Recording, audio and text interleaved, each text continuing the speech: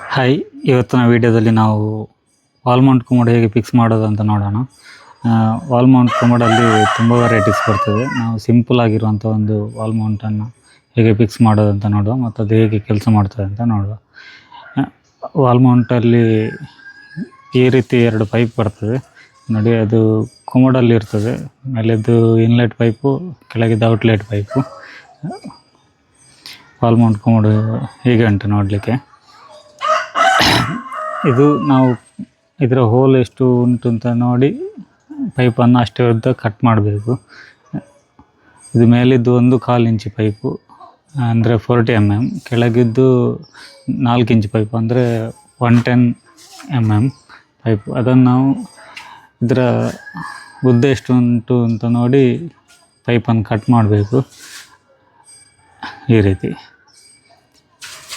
ಈ ಪೈಪನ್ನು ಹೇಗೆ ಸೆಟ್ ಮಾಡಬೇಕು ಅಂತ ನಾನು ಇನ್ನೊಂದು ವಿಡಿಯೋದಲ್ಲಿ ಹೇಳಿಕೊಡ್ತೇನೆ. ಇದು ಕಟ್ ಮಾಡುವಾಗ ಕೂಡ ಕರೆಕ್ಟ್ ಲೆಕ್ಕ ಮಾಡಿ ಕಟ್ ಮಾಡಬೇಕು. ಯಾಕಂದರೆ ಉದ್ದ ಆದರೆ ಕಮೋಡು ಕೂರಲ್ಲ, ಗಿಡ್ಡ ಆದರೆ ಲೀಕೇಜ್ ಬರ್ತದೆ. ಅದಕ್ಕೆ 2 ವಾಷರ್ ಬರ್ತದೆ. 4 ಇಂಚಿಗೆ ಒಂದು ವಾಷರು, 1/4ಗೆ ಒಂದು ವಾಷರ್ ಬರ್ತದೆ.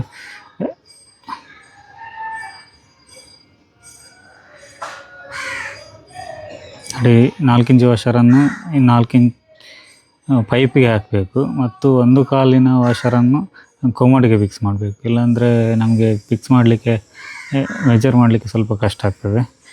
ನೋಡಿ, ಅದು ಸಿಕ್ಕಿಸಿದ ಮೇಲೆ ಈ ರೀತಿ ಫಿಕ್ಸ್ ಮಾಡುವ. ಅದು ಕ್ಲೀನ್ ಹೋಗ್ತದೆ. ಇಲ್ಲಾಂದರೆ ಸ್ವಲ್ಪ ಆಯಿಲ್ ಇಲ್ಲಾಂದರೆ ಶಾಂಪು ಏನಾದರೂ ಹಚ್ಚಿದರೆ ಕ್ಲೀನ್ ಕಮೋಡು ಕೂರ್ತದೆ. ಈ ರೀತಿ ಕಮೋಡನ್ನು ಇಟ್ಟು ಸ್ಪಿರಿಟ್ ಲೆವೆಲ್ ಇಡಬೇಕು. ಸ್ಪಿರಿಟ್ ಲೆವೆಲ್ ಇಟ್ಟು ಲೆವೆಲ್ ನೋಡಬೇಕು.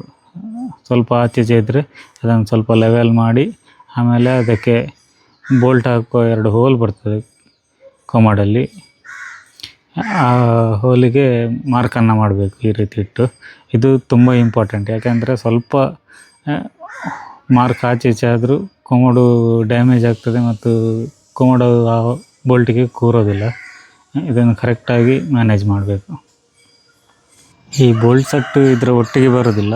ಇದು ನಾವು ಅಂದರೆ ಕಮೋಡಿಗೆ ಬೇರೆ ಬೇರೆ ರೀತಿಯ ಬೋಲ್ಟ್ ಬರೋದ್ರಿಂದ ನಾವು ಅದರ ಬೋಲ್ಟನ್ನು ನಾವು ಎಕ್ಸ್ಟ್ರಾ ಪರ್ಚೇಸ್ ಮಾಡಬೇಕಾಗ್ತದೆ. ಈಗ ನಾವು ಮಾರ್ಕ್ ಮಾಡಿದ ಮೇಲೆ ಈ ಕಮೋಡನ್ನು ತೆಗೆಯುವ. ನೋಡಿ, ಈ ರೀತಿ ಮಾರ್ಕ್ ಆಗಿದೆ 2. ಇದು ಕರೆಕ್ಟಾಗಿರಬೇಕು. ಇದಕ್ಕೆ ಇನ್ನು ನಾವು ಇದು ಸ್ವಲ್ಪ ಜಾಗ್ರತೆಯಿಂದ ಮಾಡಬೇಕು. ನೋಡಿ, ವಾಲ್ ಮೌಂಟು ಬೋಲ್ಟ್ ಹೀಗೆ ಬರ್ತದೆ. ಇದು ಎಕ್ಸ್ಟ್ರಾ ನಾವು ಪರ್ಚೇಸ್ ಮಾಡಬೇಕಾಗ್ತದೆ. ಮತ್ತು ಅದಕ್ಕೆ ರೋಲ್ ಪ್ಲಗ್ಗು, ವಾಷರು, ನಟ್ ಎಲ್ಲ ಬರ್ತದೆ. ಆ ರೋಲ್ ಪ್ಲಗ್ಗಿಗೆ ಬೇಕಾಗುವಂಥ ಸೈಜಿನ ಬಿಟ್ಟು ನಮ್ಮಲ್ಲಿ ಇರಬೇಕು. ಮತ್ತು ಅದು ಎಷ್ಟು ಒಳಗೆ ಹೋಗ್ತದೆ ಅಂತ ನಾವೊಂದು ಮಾರ್ಕ್ ಮಾಡಿಕೊಳ್ಬೇಕು. ನೋಡಿ, ಈಗ ಮಾರ್ಕ್ ಮಾಡಿದಂತಹ ವಾಲಿಗೆ ನಾವು ಹೋಲ್ ಮಾಡುವ. ಈಗಿನ ಟೈಲ್ಸ್ಗಳಿಗೆ ಸ್ವಲ್ಪ ಕಷ್ಟ. ಅಂದರೆ ಹೋಲ್ಸ್ ಕಟ್ಟರಲ್ಲಿ ಮೊದಲು ಮಾರ್ಕ್ ಕಟ್ ಮಾಡಿ ಆಮೇಲೆ ಡ್ರಿಲ್ ಮಾಡಬೇಕು, ಇಲ್ಲಾಂದರೆ ಟೈಲ್ಸ್ ಕ್ರ್ಯಾಕ್ ಆಗ್ತದೆ. ಇದು 2x4 ಟೈಲ್ಸ್ ಬರೋದ್ರಿಂದ ಇದು ಕ್ರ್ಯಾಕ್ ಆಗ್ತದೆ. ಮತ್ತು ತುಂಬ ಜಾಗರೂಕತೆಯಿಂದ ಮಾಡಬೇಕು. ಇಲ್ಲಾಂದರೆ ಹೋಲ್ ಮಾಡಿ ಆದಮೇಲೆ ಅದರ ಲಾಸ್ಟಿಗೆ ಅಂದರೆ ಸ್ವಲ್ಪ ಅಗಲ ಮಾಡುವ, ಎಂಡಲ್ಲ, ಈ ಕಡೆ ಎಂಡಿಗೆ.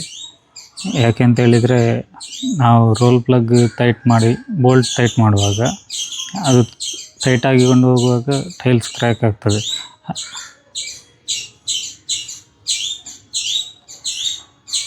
ನೋಡಿ, ಈಗ ಹೋಲ್ ಆಯಿತು 2.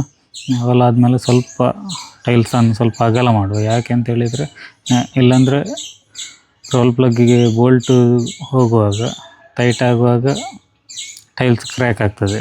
ಅದಕ್ಕೋಸ್ಕರ ಈ ರೀತಿ ಮಾಡಿದ್ದು. ಸ್ವಲ್ಪ ಅಗಲ ಆದರೆ ಟೈಲ್ಸ್ ಕ್ರ್ಯಾಕ್ ಆಗಲ್ಲ. ನೋಡಿ, ಈ ರೀತಿ ಬೋಲ್ಟನ್ನು ಲಾಕ್ ಮಾಡಿ ಹೀಗೆ ಟೈಟ್ ಮಾಡುವ. ಮತ್ತು ಈ ಬೋಲ್ಟಿಗೆ 2 ನಟ್ಟನ್ನು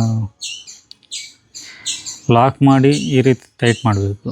ಅಂದರೆ ರೋಲ್ ಪ್ಲಗ್ಗಿಗೆ ಸ್ಟ್ರೈಟಾಗಿ ಅದರ ಬೋಲ್ಟ್ ಹೋಗಬೇಕು, ಇಲ್ಲಾಂದರೆ ಅದು ಕ್ರಾಸ್ ಹೋದರೆ ಮತ್ತೆ ಸ್ಟ್ರೈಟ್ ಮಾಡಲಿಕ್ಕೆ ಆಗಲ್ಲ. ಒಮ್ಮೆ ಕ್ರಾಸ್ ಹೋದರೆ ನಾವು ಕರೆಕ್ಟಾಗಿ ಫಸ್ಟಿಗೆ ಸ್ಟ್ರೈಟಾಗಿ ಟೈಟ್ ಮಾಡಬೇಕು.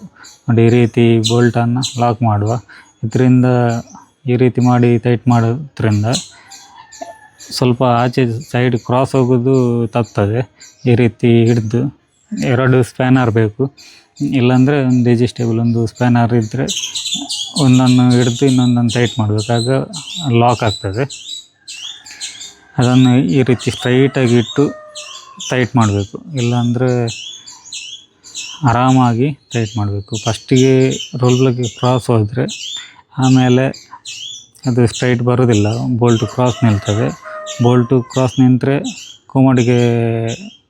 ಕೊಮೋಡ್ ಅದರ ಒಳಗೆ ಹೋಗೋದಿಲ್ಲ. ಕೊಮೋಡಕ್ಕೆ ಹೋಗಲ್ಲ ಅಂದರೆ ಅದು ಕೊಮೋಡ್ ಡ್ಯಾಮೇಜ್ ಆಗುವ ಚಾನ್ಸ್ ಇರ್ತದೆ ನಾವು ಪ್ರೆಷರ್ ಹಾಕಿ ಕೂರಿಸಿದರೆ. ನೋಡಿ ಟೈಟ್ ಆದಮೇಲೆ ಒಳಗಿನ ಬೋಲ್ಟಿಗೆ ಸ್ಪ್ಯಾನರನ್ನು ಹಾಕಿ ಈ ರೀತಿ ತಿರುಗಿಸುವ, ಆಗ ನಾವು ಲಾಕ್ ಮಾಡಿದ್ದು ಅನ್ಲಾಕ್ ಆಗ್ತದೆ. ಆಮೇಲೆ ತೆಗೆದ್ರೆ ಆಯಿತು. ನೋಡಿ ಈಗ ಎಲ್ಲ ರೆಡಿ ಆಯಿತು. ಇನ್ನು ನಾವು ಇದಕ್ಕೆ 4 ಇಂಚು ಇದಕ್ಕೆ ವಾಷರ್ ಹಾಕುವ ಪೈಪಿಗೆ, ಮತ್ತು 1/4 ವಾಷರನ್ನು ಕೊಮೋಡಿಗೆ ಫಿಕ್ಸ್ ಮಾಡುವ. ಇದಕ್ಕೆ ಆಯಿಲ್ ಅಥವಾ ಶ್ಯಾಂಪು ಸ್ವಲ್ಪ ಹಾಕುವ, ಆಗ ಕ್ಲೀನಾಗಿ ಒಳಗೆ ಹೋಗ್ತದೆ. ನೋಡಿ ಈಗ ಬೋಲ್ಟು ಕರೆಕ್ಟ್ ಇದ್ದರೆ ಕರೆಕ್ಟಾಗಿ ಕೊಮೋಡ್ ಹೋಗ್ತದೆ, ಸ್ವಲ್ಪ ಪ್ರೆಷರ್ ಹಾಕಬೇಕಷ್ಟೇ. ಆಮೇಲೆ ನೋಡಿ ಇದು ರಬ್ಬರ್ ವಾಷರ್ ಬರ್ತದೆ ಬೋಲ್ಟಿಗೆ, ಇದು ಕರೆಕ್ಟು ಬೋಲ್ಟು ಸ್ಟ್ರೈಟಾಗಿದ್ದರೆ ನೋಡಿ ಕ್ಲೀನಾಗಿ ಒಳಗೆ ಹೋಗ್ತದೆ. ಆಮೇಲೆ ಅದಕ್ಕೊಂದು ಪ್ಲೇಟ್ ವಾಷರ್ ಬರ್ತದೆ, ಆ ಪ್ಲೇಟ್ ವಾಷರನ್ನು ಹಾಕುವ. ನಂತರ ಅದರ ನಟ್ಟನ್ನು ಫಿಕ್ಸ್ ಮಾಡುವ. 2 ಸೈಡ್ ಕೂಡ ಒಮ್ಮೆ ಹ್ಯಾಂಡ್ ಟೈಟ್ ಮಾಡುವ, ಕೈಯಲ್ಲಿ ಟೈಟ್ ಮಾಡಿ ಫಿಕ್ಸ್ ಮಾಡುವ. ಒಂದು ವೇಳೆ ರಬ್ಬರ್ ವಾಷರ್ ಕೂರಲಿಲ್ಲ ಅಂದರೆ ಒಂದು ಇನ್ಸುಲೇಷನ್ ಟೇಪ್ ಆದರೂ ಹಾಕಬೇಕು ಬೋಲ್ಟಿಗೆ, ಇಲ್ಲಾಂದರೆ ಕೊಮೋಡು ಕ್ರ್ಯಾಕ್ ಆಗ್ತದೆ. ಮತ್ತು ಇದನ್ನು ಟೈಟ್ ಮಾಡುವಾಗ ಒಂದೇ ರೀತಿ 2 ಕಡೆಯಿಂದ ಒಂದೇ ರೀತಿ ಟೈಟ್ ಮಾಡಬೇಕು. ಆಮೇಲೆ ಒಂದು ಸೈಡಲ್ಲಿ ಫುಲ್ಲು ಟೈಟ್ ಮಾಡಬಾರ್ದು, ಅದು ವಾಲ್ಗೆ ಟಚ್ ಆಗುವವರೆಗೆ ಒಂದೇ ರೀತಿ 2 ಕಡೆ ಕೂಡ ಸೇಮ್, ಒಮ್ಮೆ ಆ ಸೈಡು ಒಮ್ಮೆ ಈ ಸೈಡ್ ಟೈಟ್ ಮಾಡಬೇಕು, ಆಗ ಏನು ಕ್ರ್ಯಾಕ್ ಆಗಲ್ಲ. ಒಂದೇ ಸೈಡ್ ಮಾಡಿದರೆ ಕ್ರ್ಯಾಕ್ ಆಗ್ತದೆ ಕೊಮೋಡು, ಅಥವಾ ವಾಷರ್ ಸೈಡ್ಗೆ ಹೋಗಿ ಲೀಕೇಜ್ ಬರ್ತದೆ. ನೋಡಿ ಈಗ ಇದೇ ರೀತಿ 2 ಸೈಡ್ ಸ್ವಲ್ಪ ಟೈಟ್ ಮಾಡಿಕೊಂಡು ಹೋಗಬೇಕು, ಆಗ ಕರೆಕ್ಟಾಗಿ ಕೂರ್ತದೆ. ನೋಡಿ ಈ ರೀತಿ ಫಿಕ್ಸ್ ಎಲ್ಲ ಮಾಡಿದ್ದಾದಮೇಲೆ ನಾವು ನೋಡಿ ಈ ರೀತಿ ಒಂದು ಬಕೆಟಲ್ಲಿ ಮೊದಲಿಗೆ ನೀರು ಹಾಕ್ತೇವೆ. ಯಾಕೆ ಅಂತ ಹೇಳಿದರೆ ಅದು 4 ಇಂಚಲ್ಲಿ ಲೀಕೇಜ್ ಬರ್ತದ ಅಲ್ಲ 1/4 ಪೈಪಲ್ಲಿ ಲೀಕೇಜ್ ಬರ್ತದೆ ಅಂತ ಗೊತ್ತಾಗೋದಿಲ್ಲ ನಾವು ಫ್ಲಶಲ್ಲಿ ಡೈರೆಕ್ಟ್ ಮಾಡಿದರೆ. ಈಗ 4 ಫಸ್ಟ್ಗೆ ಬಕೆಟಲ್ಲಿ ಹಾಕಿದ್ರಿಂದ ಗೊತ್ತಾಯಿತು 4 ಇಂಚಲ್ಲಿ ಏನು ಲೀಕೇಜ್ ಇಲ್ಲ ಅಂತ. ಆಮೇಲೆ ಫ್ಲಶ್ ಮಾಡಿ ನೋಡಿದರೆ ಆಯಿತು, ಆಗ ಗೊತ್ತಾಗ್ತದೆ. ಕರೆಕ್ಟ್ ಇದ್ದರೆ ಏನು ಪ್ರಾಬ್ಲಮ್ ಇಲ್ಲ, ಇಲ್ಲಾಂದರೆ 1/4 ವಾಷರಲ್ಲಿ ಲೀಕೇಜ್ ಬರ್ತದೆ. ನೋಡಿ ಇದು ಶೀಟ್ ಕವರ್.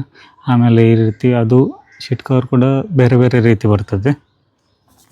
ನಾವು ಒಂದೊಂದು ಕೊಮೋಡಿಗೆ ಒಂದೊಂದು ರೀತಿ ಬರ್ತದೆ, ಅದನ್ನು ಈ ರೀತಿ ಫಿಕ್ಸ್ ಮಾಡಿದರೆ ಮೊದಲು ಅದರ ಇಂಚಸ್ ಎಲ್ಲ ಬರ್ತದೆ, ಅದನ್ನೆಲ್ಲ ಒಂದು ಫಿಕ್ಸ್ ಮಾಡಿ ಈ ಮೇಲೆ ಬರೋ ಹೋಲಿಗೆ ಅದನ್ನು ಈ ರೀತಿ ಫಿಕ್ಸ್ ಮಾಡಿ ಅಡಿಯಲ್ಲಿ ನಟ್ಟು ಟೈಟ್ ಮಾಡಿದರೆ ಆಯಿತು. ನೋಡಿ ಈ ರೀತಿ ಅದು ಕೊಮೋಡು ವಾಲ್ಮೌಂಟ್ ಕೊಮೋಡು ಈ ರೀತಿ ಕರೆಕ್ಟ್ ಫಿಕ್ಸ್ ಆಗ್ತದೆ. ಈ ವಿಡಿಯೋದಲ್ಲಿ ಏನಾದರೂ ಡೌಟ್ ಇದ್ದರೆ ಕಮೆಂಟ್ ಮಾಡಿ, ನಾನು ಖಂಡಿತ ರಿಪ್ಲೈ ಮಾಡ್ತೇನೆ. ಮತ್ತು ಹೆಚ್ಚಿನ ವಿಡಿಯೋಕ್ಕಾಗಿ ನಮ್ಮ ಚಾನಲನ್ನು ಸಬ್ಸ್ಕ್ರೈಬ್ ಮಾಡಿ. ಧನ್ಯವಾದಗಳು.